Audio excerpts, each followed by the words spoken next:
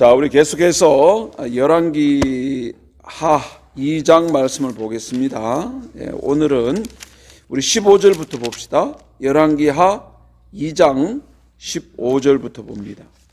자, 오늘 읽은 이 말씀은 이제 본격적으로 엘리사가 사역을 하는 내용을 기록하고 있는데, 여러분 지금 우리가 읽고 있는 이 열왕기서는요, 바벨론에 포로 생활을 하고 있는 그런 사람들입니다.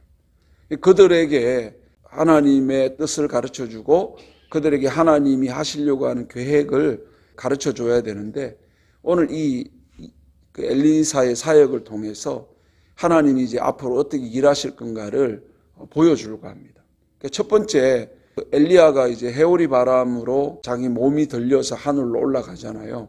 그 제자들이 이게 분명히 하나님의 성령이 회오리로 엘리야를 들어서 하늘로 올라갔다고 입으로는 고백을 하면서 마음 한편에 또 무슨 생각이 있느냐 하면, 혹시 올라가다가 땅에 떨어진 거 아닐까? 이런 의심을 한 거예요. 그래서 엘리사에게, 우리에게 아주 용감한 사람 50명이 있으니까 혹시 엘리야가 하늘로 올라가다가 혹시 산에나 들에나 떨어졌을 수가 있으니까 우리가 빨리 그 시신이라도 찾자. 들짐승이 그 시신을 해하기 전에 우리가 빨리 찾아야 된다. 이렇게 얘기를 하는 거예요. 분명히 말은 하나님의 성령의 힘으로 엘리야를 들려서 올라갔다고 말은 하면서, 또 한쪽 편 구석에서는 뭐가 있죠? 의심이 있는 거예요. 예. 어떻게 사람이 하늘로 올라갈 수 있지? 어떻게 육신의 몸을 가지고 하나님 앞에 갈 수가 있지? 이런 의심을 품게 된 거죠. 그래서 엘리사는 가지 마라. 하나님께서 엘리야를 들려 하늘로 데리고 갔다라고 말을 하지만, 선지자의 제자들은 엘리사가 민망할 정도로 간청을 하는 거죠. 그래서 이제 결국 갔다가 3일 동안 온 산과 들을 다 뒤졌는데 못 찾은 거죠. 그리고 이제 여리고로 다시 돌아와서 우리가 못 찾았다고 하니까, 그 내가 못 찾는다고 하지 않았냐? 왜 가지 말라고 한 일을 했냐? 그 3일간을 이제 허비하는 이런 문제가 있단 말이죠. 이런 일을 통해서 이 성경을 처음 읽어야 됐던 성도들에게 뭘 가르치려고 했을까요? 너희들 하나님을 믿을 때 전적으로 믿어라. 하나님을 믿는데 반만 믿지 말고 전적으로 믿어라. 이렇게 말씀을 하고 있는 겁니다. 여러분, 우리가 하나님을 믿을 때 이건 분명히 하나님이 하시는 일이야. 또 우리 기도할 때 그러잖아요. 하나님이 해 주실 줄 믿습니다. 그런데 우리 마음 한쪽 구석에는 또 뭐가 일어나죠? 하나님 하실까? 하나님 해 주실까? 이런 의심이 스물스물 기어 올라오지 않습니까? 지금 그 제자들이 지금 그런 생각을 갖고 있는 거예요. 분명히 하나님이 이 일을 하셨을 거라고 믿으면서 마음 한구석에는 뭐 그랬을까 봐 이런 의심이 들게 되어지는 거죠. 그래서 오늘 이런 말씀을 통해서, 하나님은 일을 시작하시면, 우리 안에 착한 일을 시작하시는 분은요, 그 일을 완성할 때까지 쉬지 않습니다. 근데 우리는 자꾸 우리식으로 생각을 해요. 우리가 어떤 일을 하다가 피곤하면 어떻게 하죠? 멈춰버리잖아요. 그죠? 우리가 어떤 결심을 하고 우리가 어떤 결단을 하고 이렇게 해야지 했는데 상황이나 조건이 좀 안 맞으면 어떻게 하죠? 포기해버리잖아요. 꼭 내 생각대로 하나님도 그렇게 하실 거라고 자꾸 오해를 한단 말이에요.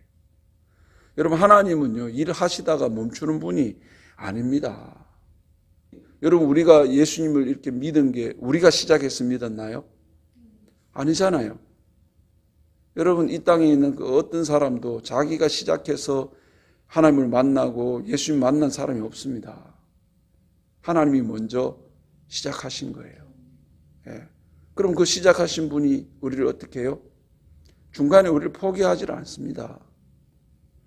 그 시작하신 분이 우리를 완성할 때까지 우리를 붙들고 계신단 말이에요. 그거를 믿어야 된다. 지금 이스라엘 백성들이 지금 포로 생활하고 있잖아요.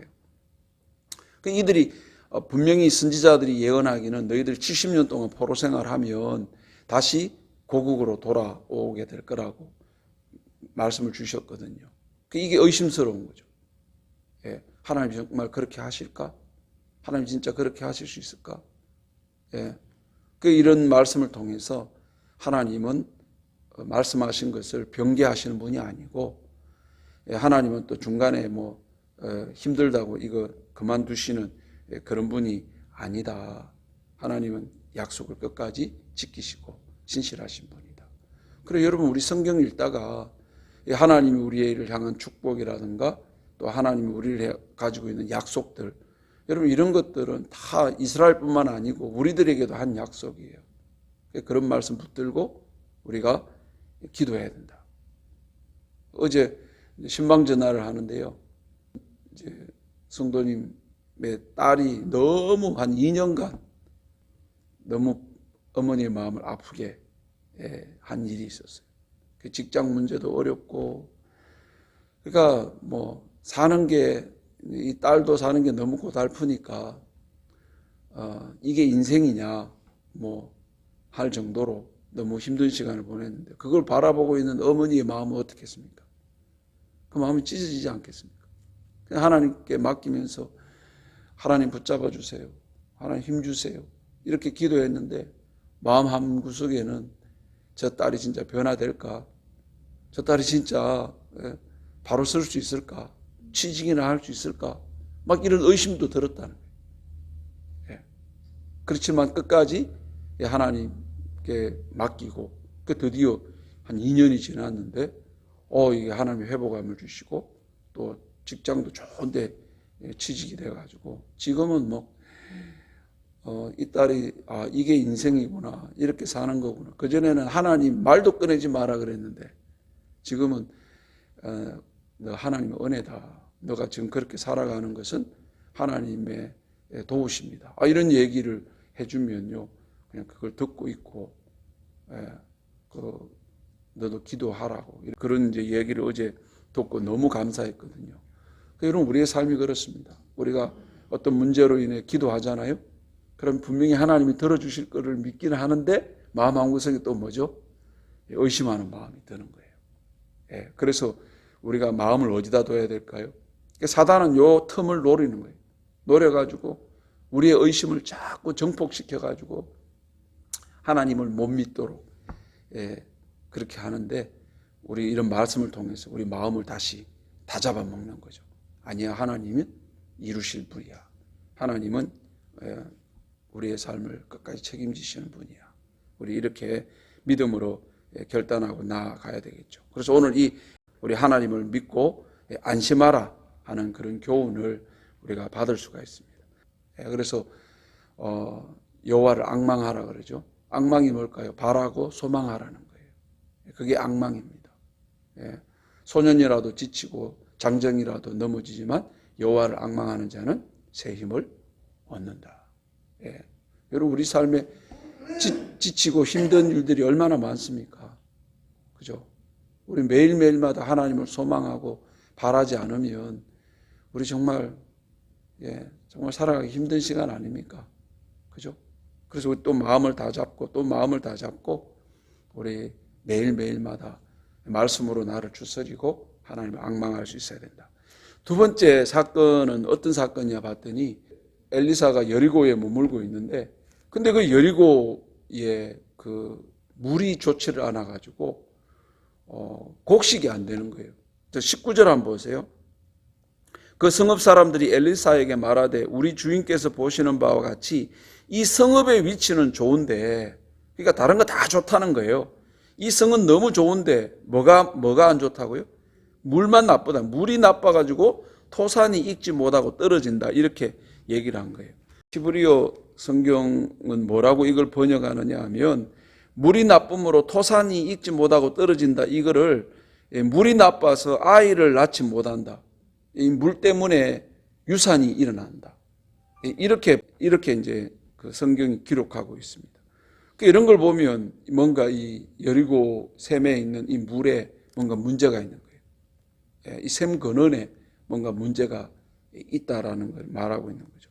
그래서 엘리사는 어떤 처방을 쓰느냐면 한 번도 쓰지 않는 그릇에 소금을 담아가지고 오게 한 다음에 그 물 근원에 뿌리면서 뭐라고 얘기하는지 보세요. 21절 보세요. 엘리사가 물 근원으로, 그죠? 물 근원으로 가가지고 소금을 그 가운데 던지며 이르되 여호와의 말씀이 여호와께서 이 물을 고쳤다. 이렇게 말씀하잖아요. 그 엘리사가 뭐라고 말합니까? 소금이 고쳤다고 하지 않고 또 엘리사가 고쳤다고 말하지 않고 누가 고쳤다고요? 여호와가 고쳤다. 여리고성에 사는 사람들에게 하나님이 이걸 치유하고 고치셨다라고 가르쳐 주고 있습니다. 여러분, 이 여리고성의 사람들이 뭘 주장합니까? 우리 이 성 아무 문제 없다. 다 괜찮다는 거예요. 다 좋은데 이 물 하나 요것만 딱 문제다.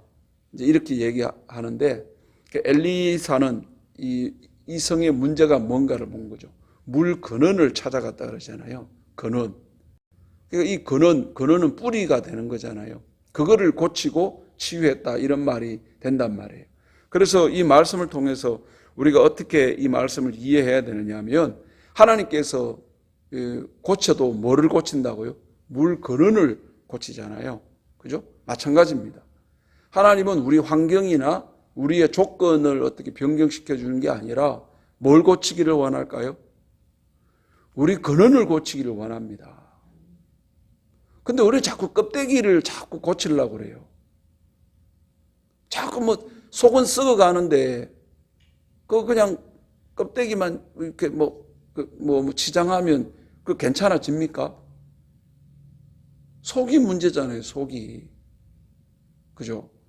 그 하나님 내 안을 봐주시고 내 안에 어둠이 생기지 않도록 예수 그리스도의 빛으로 나를 늘 비추어 달라고 우리가 이렇게 소망하고 기도해야 되는데 우리 자꾸 환경이 뭐 어떻고 뭐 조건이 뭐 어떻고 자꾸 이런 거를 우리가 따지잖아요.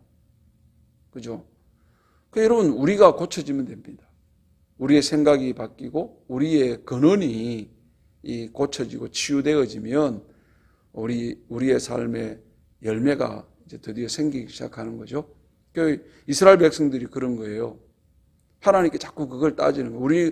우리나라가 망한 게 뭐 군사가 약해가지고 경제력이 뭐 약해가지고 너희들 그래서 망한 거 아니다. 너희들이 망한 것은 너희들이 하나님을 바라보는 너희 속 근원이 문제다. 여러분 우리는 어떤 것 같습니까? 우리는 자꾸 하나님께 뭘 구하죠? 우리 자꾸 겉모양 치장하는 거, 내 허우대만 자꾸 살피려고 하지 않습니까? 여러분 지금 여리고성에 사는 사람들은 그걸 몰라요. 우리 성 다 좋은데 이 물만 고치면 될 것 같다. 근데 하나님은 뭐라고 말합니까? 그냥 환경이 문제가 아니고 너희들 물 근원, 너희들 속 근원이 고침받고 치유되어야 된다. 이렇게 말씀을 하고 있는 거죠. 그래서 오늘 이 말씀을 통해서 우리의 삶 가운데 참된 문제가 뭐냐? 자꾸 우리는 환경 문제 같아도요. 그렇지 않습니다.